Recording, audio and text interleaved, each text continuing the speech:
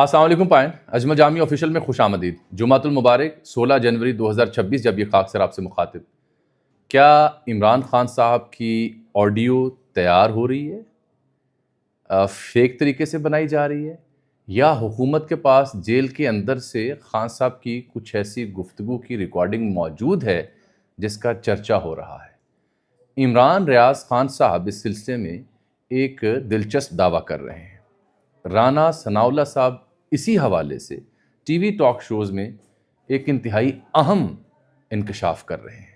تو یہ عمران خان صاحب سے منسوب جو آڈیو کی کہانی ہے, ابھی تو میں اسے مبینہ کہوں گا, وہ شروع کہاں سے ہوتی ہے اور اس کا ذکر خیر یہاں تک کیسے پہنچا, نمبر 1. نمبر 2, آج شاہ محمود قریشی صاحب بھی خبروں میں رہے, وہاں اسد عمر صاحب کی ان سے ملاقات ہوئی. تو اسد عمر صاحب کون سا اہم پیغام ان کے پاس لے کے گئے اور شاہ صاحب نے آگے سے کیا جواب دیا؟ نمبر 3, اچکزئی صاحب بالآخر اپوزیشن لیڈر, نوٹیفیکیشن جاری ہو گیا, جیسے تیسے کر کے ہو گیا.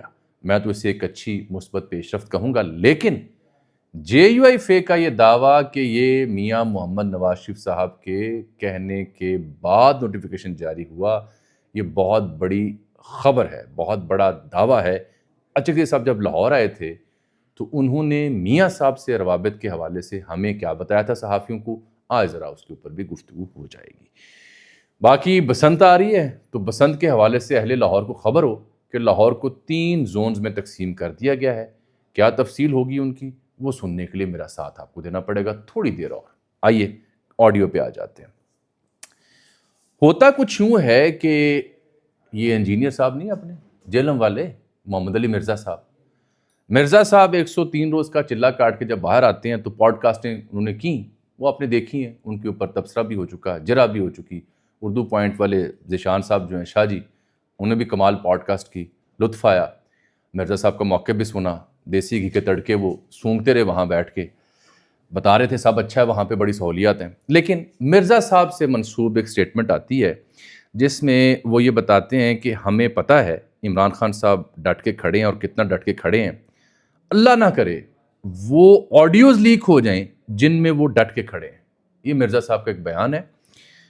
مرزا صاحب نے اس حوالے سے جب گفتگو کی 2-4 جگہوں پہ, تو اس کے بعد آ جاتی ہے باری جناب رانا ثناءاللہ صاحب کی, اہم ترین حکومتی وزیر. وہ بیٹھے ہوئے تھے جناب حامد میر صاحب کے پروگرام میں, اور ان کے پیرالل تھے جو چیف وپ ہیں پی ٹی آئی کے قومی اسمبلی میں, عامر ڈوگر صاحب. تو وہاں گفتگو جب ہو رہی تھی خان صاحب کے اوپر, تو رانا صاحب نے یہ انکشاف کیا. اس سے پہلے بھی وہ 1-2 مواقعوں پہ ہلکے پھلکے انداز میں, ہلکی پھلکی موسیقی میں اس جانب اشارہ کر چکے تھے. رانا صاحب نے میر صاحب کو کہا پروگرام میں آن ریکارڈ, وہ اس کا جو کلپ ہے یعنی ٹوٹا, وہ بھی آپ دیکھ سکتے ہیں. انہوں نے کہا جی وہ ایسی گفتگو کرتے ہیں اداروں کے حوالے سے, اداروں کی شخصیات کے حوالے سے, کہ وہ میں اگر آپ کو دوں تو آپ نشر نہیں کر سکتے. یعنی مفہوم یہ تھا. اور پھر میر صاحب نے اور دیگر صحافیوں نے جہاں ان سے پروگراموں میں انہوں نے یہ بات کی, انہوں نے سب نے یہ کہا کہ اس کا مطلب آپ کے پاس ایسی کچھ ریکارڈنگز ہیں, اس کا مطلب ہے کہ خان صاحب کی اندر جو گفتگو ہوتی ہے ملاقاتیوں سے یا کسی اور توسط سے یا کیمرے کو دیکھ کے, تو وہ بظاہر اس انکشاف کے بعد تو یہ امر تصدیق شدہ ہے نا جی کہ ایسی کوئی ریکارڈنگز ہیں. تو یہ ہے اس مدعے کا نقطۂ آغاز, جہاں مرزا صاحب اور رانا صاحب ایک پیج پہ یہ انکشاف کر رہے ہیں کہ خان صاحب کی کچھ ایسی آڈیوز یا کچھ ایسی گفتگو جیل کے اندر ہے ایسی حکام کے پاس جس کا وہ ذکر کر رہے ہیں, اور وہ اگر منظر عام پر آ جائے تو مرزا صاحب کہتے ہیں کہ پھر آپ کو پتہ چل جائے وہ کتنے ڈٹ کے کھڑے ہیں. رانا صاحب کہتے ہیں کہ وہ ایسی گفتگو وہ نشر نہیں ہو سکتی, اداروں کے بارے میں ان کی گفتگو ایسی ہے, ایسا زبان و بیان ہے جو نشر نہیں ہو سکتا. یہ ہیں 2 پہلو. اچھا, جب یہ بات یہاں ختم ہوتی ہے تو میں بحیثیت صحافی یہ سوچا تھا کہ ایسا کیا ہوتا ہوگا, ایسا کیا منظرنامہ ہوتا ہوگا. آپ بھی سوچیں. تو ظاہری بات آتے جاتے جب کبھی کوئی ملاقات ہوتی ہوگی, تلخ و شیریں گفتگو تو لوگ کرتے ہیں جیل بیٹھے, کوئی پیغامات بھی دیتے ہیں. اور خان صاحب سے منسوب یہ جملے بھی بڑے مشہور ہیں کہ وہ تو کیمرے کو دیکھ کے بھی گفتگو کرتے ہیں. کئی رپورٹرز نے اس کی تصدیق کی, کئی ملاقاتیوں نے بات کی کہ فلاں باتیں بھی انہوں نے کی جو باہر آ کے منظر عام پر لوگوں نے بیان نہیں کی.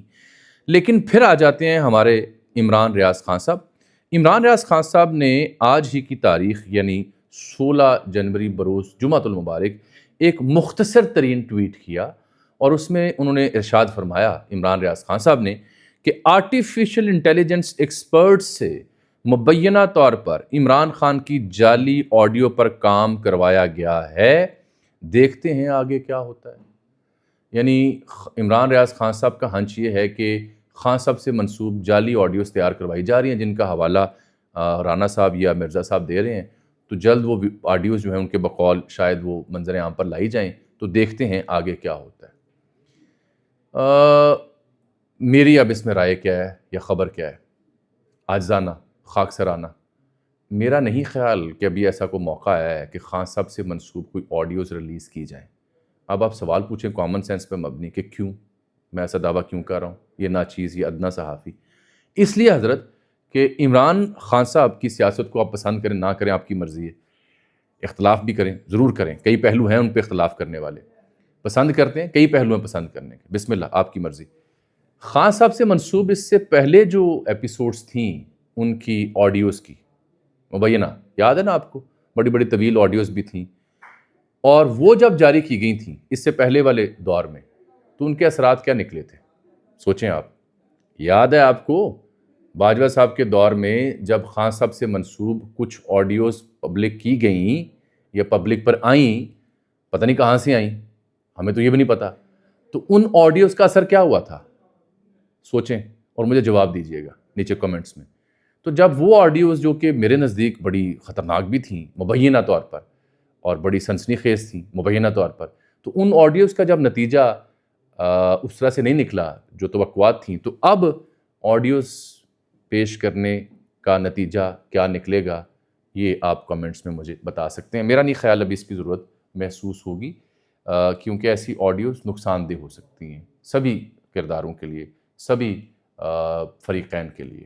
اس پہ میرا صرف اتنا سا تبصرہ ہے۔ نمبر 2، شاہ محمود قریشی صاحب، اسد عمر صاحب جیل گئے۔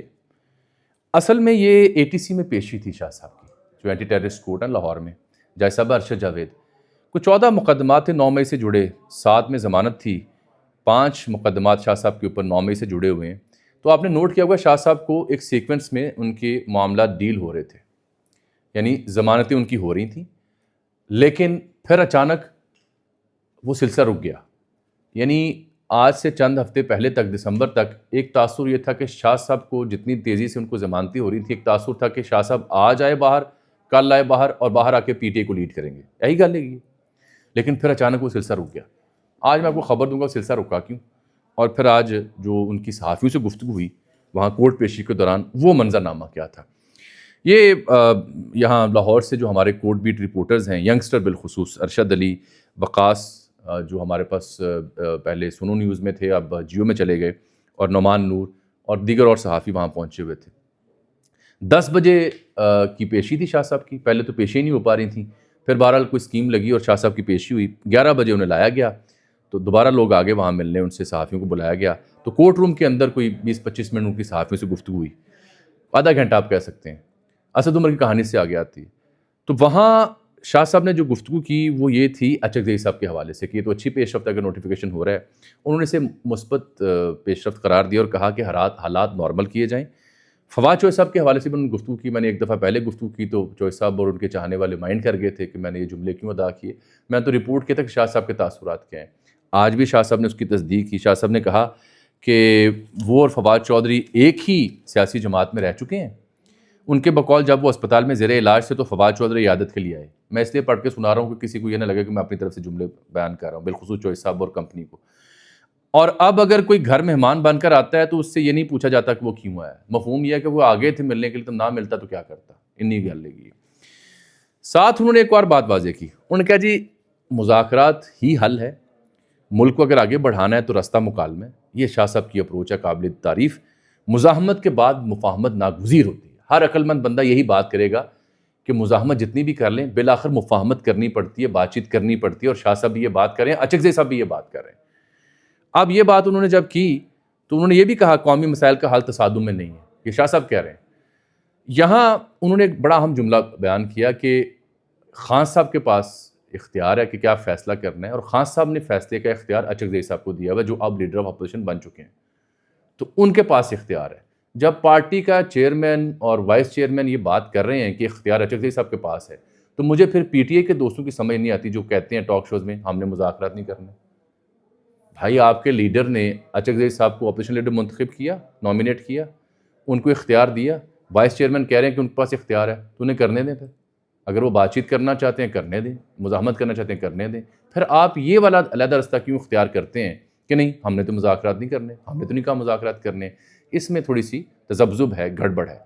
لیکن اصل خبر اسد عمر صاحب کے حوالے سے ہوتا یہ ہے کہ اسد عمر صاحب کی اپنی بھی پری ریسٹ کی بیل لگی ہوئی تھی، تو وہ آتے ہیں کیسز میں لاہور۔